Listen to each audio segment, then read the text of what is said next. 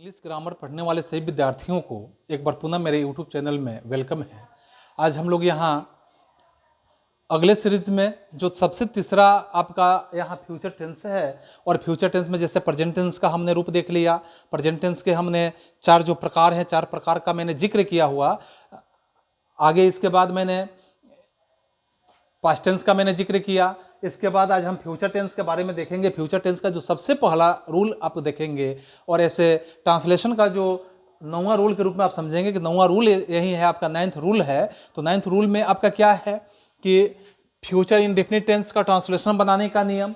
अगर इस नियम को हम समझते हैं तो आप बेहतर ढंग से इसे सुनने का प्रयास करेंगे, और बेहतर ढंग से जब सुनेंगे तो मुझे पूरी उम्मीद है कि आप सिर्फ ट्रांसलेशन ही नहीं बनाएंगे, बल्कि आपका स्पीकिंग पावर स्ट्रांग हो सकता है। आप बेहतर ढंग से नंबरिंग कर सकते हैं, बेहतर ढंग से किसी भी सेंटेंस को आप नंबरिंग करके स्पीकिंग कर सकते हैं, और इससे आपका स्पीकिंग पावर स्ट्रांग होगा। आप इंग्लिश स्पीकर हो सकते हैं, आप अच्छे एक वक्ता हो सकते हैं। यह मेरी पूरी गारंटी है आपके साथ। तो आप इसे बेहतर ढंग से समझने का प्रयास करें। इससे अगर हम बनाने के नियम को समझते हैं कि इंग्लिश ट्रांसलेशन बनाने का नियम जो फ्यूचर इंडेफिनिट टेंस का है, इसमें सबसे पहले हम क्या करेंगे कि इसमें यदि आई रहेगा या वी रहेगा, तो आई और वी के साथ हम क्या करेंगे, आई और वी के साथ एक्सिलरी वर्ब के रूप में हम यहाँ शैल का इस्तेमाल करेंगे। ठीक है, आई और वी के साथ शैल का इस्तेमाल करेंगे। फिर यहाँ तथा लिखते हैं, यहाँ तथा यू रहेगा, दे रहेगा, ही रहेगा, शी रहेगा, इट या कोई भी नाम रहेगा। तो इस सब्जेक्ट के साथ, नामों के साथ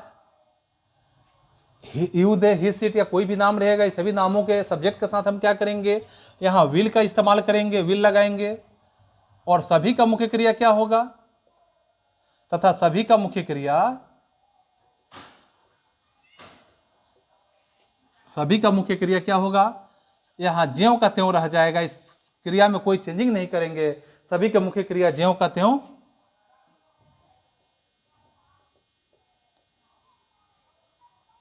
रह जाएगा। इसके बाद हम क्या करेंगे, कैसे हम समझेंगे कि इसी नियम पे इसको हम ट्रांसलेट करेंगे। इसको समझने के लिए सबसे जरूरी बात यह होता है कि हम इसके पहचान को समझेंगे। कि पहचानेंगे कैसे, कि इसी पे बनेगा, तो इसके पहचान को लिखते हैं। इसके पहचान में हम देखेंगे कि पहचान क्या है इसका। पहचान में गा हो गया, गे हो गया, गी हो गई, गा, गे, गी, गो, ये सब जो भी शब्द आते हैं वाक्य के अंत में, सेंटेंस के अंत में, तो हम इसी रूल पे इसको हम ट्रांसलेट करेंगे।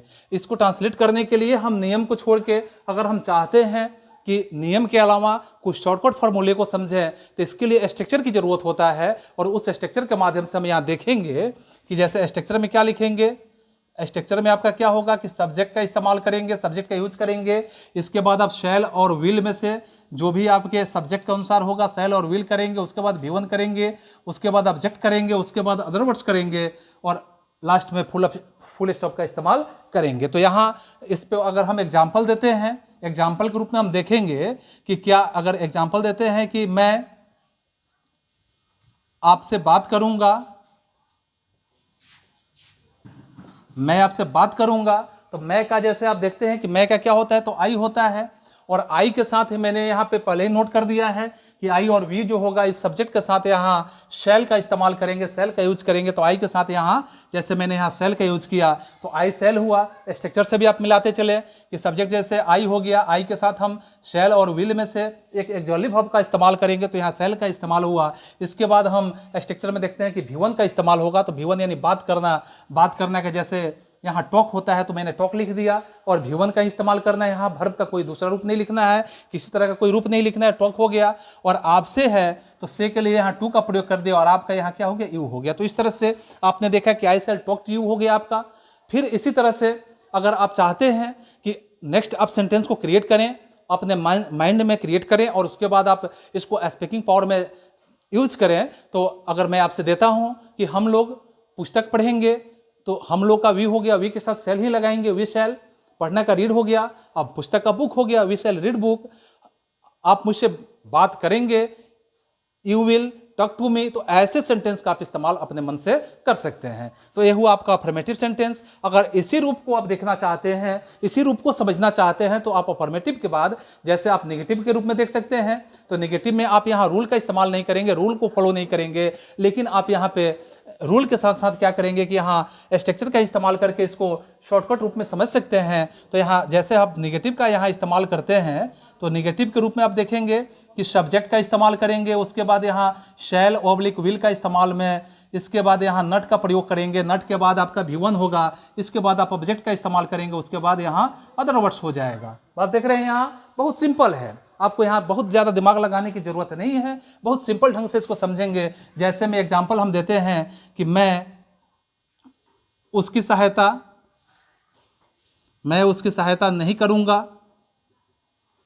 अगर ऐसे सेंटेंस का प्रयोग हम करते हैं कि मैं उसकी सहायता नहीं करूंगा, तो मैं का जैसे आई हो जाता है, आई के साथ जैसे मैंने यहाँ नियम में ही दिखाया है कि आई और वी के साथ क्या करेंगे, सेल का यूज करेंगे।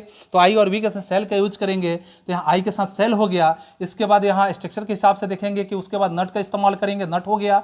इसके बाद यहाँ V1 का प्रयोग होगा, तो V1 जैसे यहाँ सहायता करना हो गया, सहायता करने का जैसे हेल्प होता है, और उसकी यानी कि उसका का मतलब हिम हो गया, या यहाँ हर भी आप लिख सकते हैं, क्योंकि उसकी का मतलब यहाँ पुरुष और स्त्री कोई भी हो सकता है। तो यहाँ सेंटेंस हो गया आई शैल नॉट हेल्प हिम या आई शैल नॉट हेल्प हर, ऐसे सेंटेंस का आप इस्तेमाल कर सकते हैं। तो आपने देखा यहाँ निगेटिव रूप में।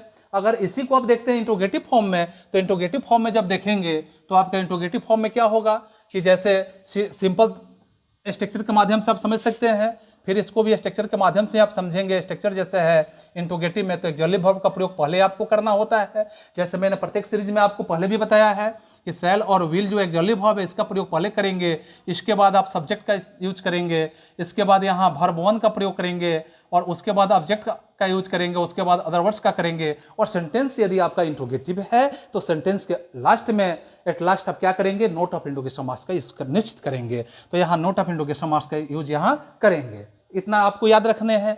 और इसके बाद आप देखेंगे यहाँ कि इस पे अगर एग्जाम्पल में मैं आपको दे रहा हूं कि क्या लड़के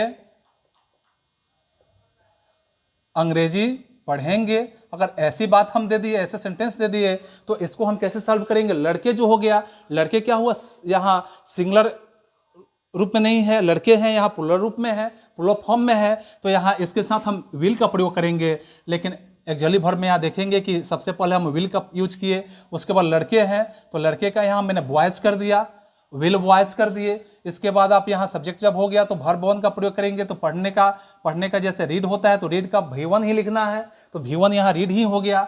इसके बाद ऑब्जेक्ट के रूप में आपका क्या हो गया, अंग्रेजी हो गया, तो अंग्रेजी को आपने इंग्लिश लिखा, तो यहाँ विल बॉयज रीड इंग्लिश। और सेंटेंस के लास्ट में आपका क्या होगा, नोट ऑफ इंट्रोगेशन मार्क्स यहाँ यूज हो गया। और इसके साथ आपने देखा यहाँ, अब इसके लास्ट में आप देखेंगे कि जो इंट्रोगेटिव के बाद आपका होता है इंट्रोनेगेटिव होता है, तो इंट्रोनेगेटिव में जैसे इंट्रोनेगेटिव फॉर्म में जब देखेंगे इसको, तो इंट्रोनेगेटिव में क्या होता है, बस वही चीज आपको फिर से यहाँ रिपीट करने हैं कि इंट्रोनेगेटिव का जैसे हम फॉर्म देखेंगे इंट्रोनेगेटिव, तो इंट्रोनेगेटिव में आपका बस शैल और विल जो एक्सक्लूसिव वर्ब है इसका यूज पहले करेंगे, उसके बाद आप सब्जेक्ट का यूज करेंगे, उसके बाद इंट्रोगेटिव के साथ नेगेटिव भी है, ऐड है, तो यहाँ नेगेटिव यानी नॉट का यूज करेंगे। इसके बाद फिर आपका वर्ब 1 है तो वर्ब 1 करेंगे, उसके बाद ऑब्जेक्ट है तो ऑब्जेक्ट करेंगे, उसके बाद अदर वर्ड्स है, और लास्ट में इंट्रोगेटिव यहाँ जुड़ा है तो इंट्रोगेशन मार्क्स का यूज करेंगे। इसके साथ इसका अगर हम सेंटेंस देते हैं तो इस सेंटेंस में आप भली बात ये समझ सकते हैं कि अगर हम देते हैं कि क्या,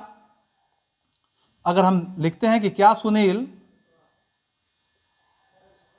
कहानी नहीं लिखेगा, क्या सुनील कहानी नहीं लिखेगा, तो क्या सुनील है तो सुनील सब्जेक्ट है या सिंगुलर पर्सन में है, नाम है, इसके साथ विल का प्रयोग करते हैं तो विल किए, उसके बाद सुनील का यूज है तो सुनील मैंने किया, इसके बाद यहाँ नट है तो नट का यूज किए, इसके बाद V1 है तो V1 यानी लिखने का मतलब यहाँ राइट हो गया, राइट का मैंने यूज किया। उसके बाद ऑब्जेक्ट के रूप में आप देखेंगे, ऑब्जेक्ट में जैसे कहानी है तो कहानी का स्टोरी होता है, और नेक्स्ट में अदर वर्ड्स में कुछ भी नहीं है, लास्ट में क्या है, नोट ऑफ इंट्रोगेशन मार्क्स है, तो नोट ऑफ इंट्रोगेशन मार्क्स का यहाँ यूज करेंगे। और इस तरह आपने देखा कि कैसे मैंने अफर्मेटिव, कैसे मैंने नेगेटिव और उसके साथ इंट्रोगेटिव एंड लास्ट में मैंने यहाँ दिखाया आपको इंट्रोनेगेटिव, इन सारे जो अलग अलग फॉर्म्स हैं, सारे फॉर्म्स में मैंने आपके बीच में प्रस्तुत किया। तो आप इसे बेहतर करने के लिए, आप अपने स्पीकिंग पावर को स्ट्रॉन्ग करने के लिए सबसे ज़रूरी ये बात है कि आप ज़्यादा से ज़्यादा मोर देन आप सेंटेंस को क्रिएट करने का डेवलप करें, अपने माइंड में डेवलप करें।